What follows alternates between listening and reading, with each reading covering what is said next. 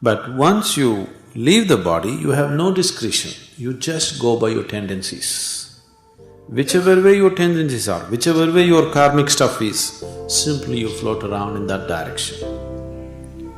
Everybody is a ghost.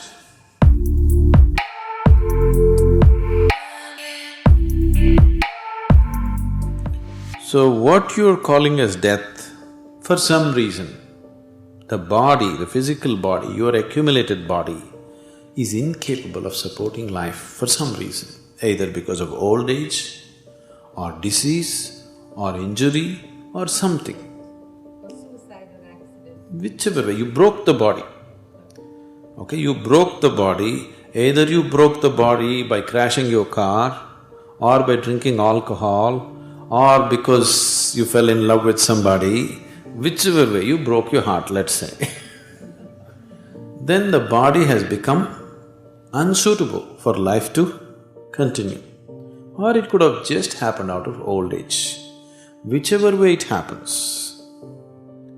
Now, this what you call as myself somehow seems to be little more than the body. That's something has to happen to it, isn't it?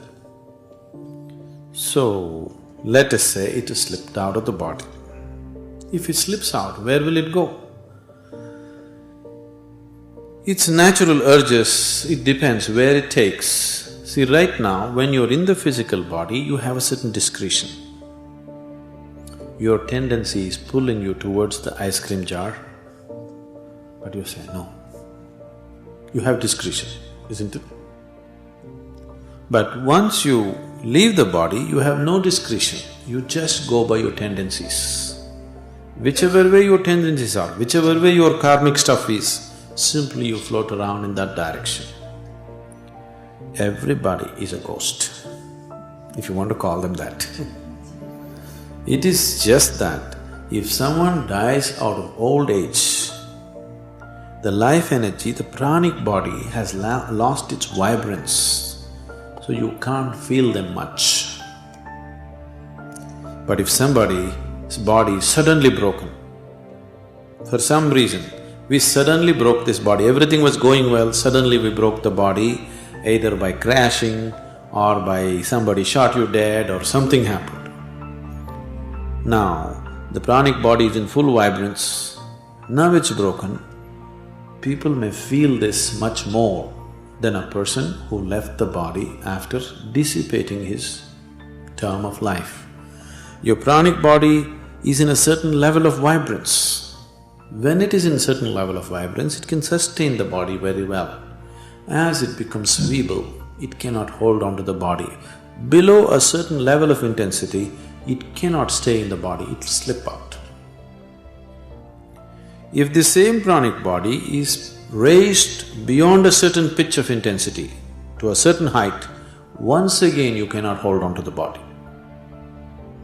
So, this is what you said as Jiva Samadhi. Somebody leaves the body from the upper end because his energies have become so intense that the physical cannot contain him anymore. That's one way of living.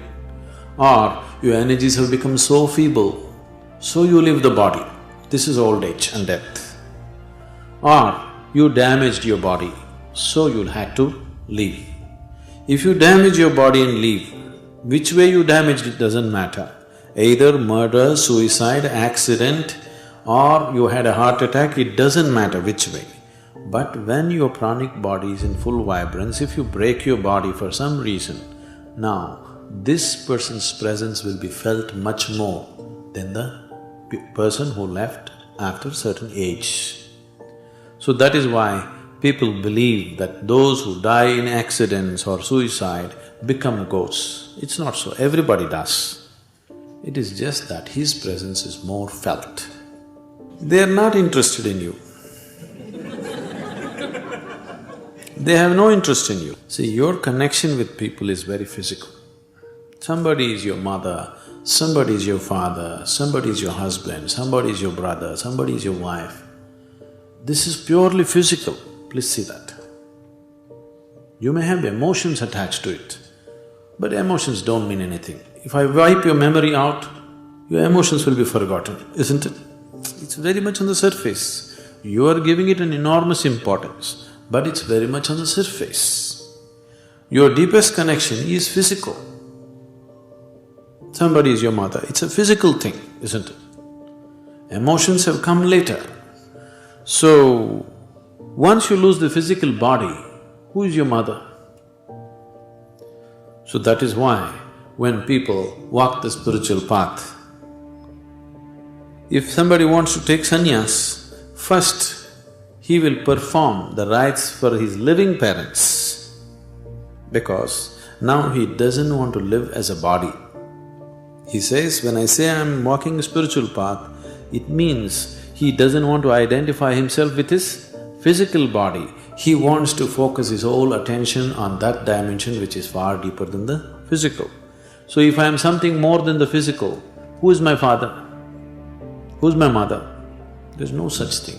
It is based on this, that taking sannyas means you make rites to your father and mother even when they're alive, because as far as you're concerned, you have gone beyond that. You don't like that. Whether you like it or not, you will leave them or they will leave you. Okay? Not invented by me. Life process will take them anyway, isn't it? Yes? So can we bring you out of your body?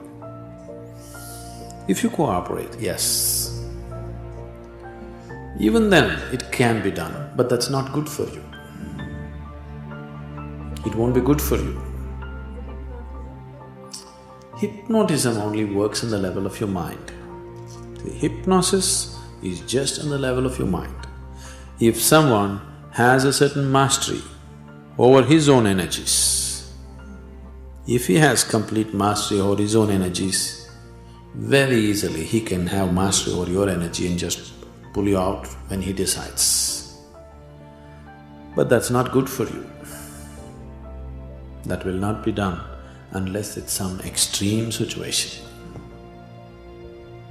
Extreme in the sense. Now, when you say these spirits or whatever, they still have a body, but it's in a subtler form. They're still physical. That is why sometimes some people can see and feel them. If they were totally non-physical, you wouldn't see them or feel them.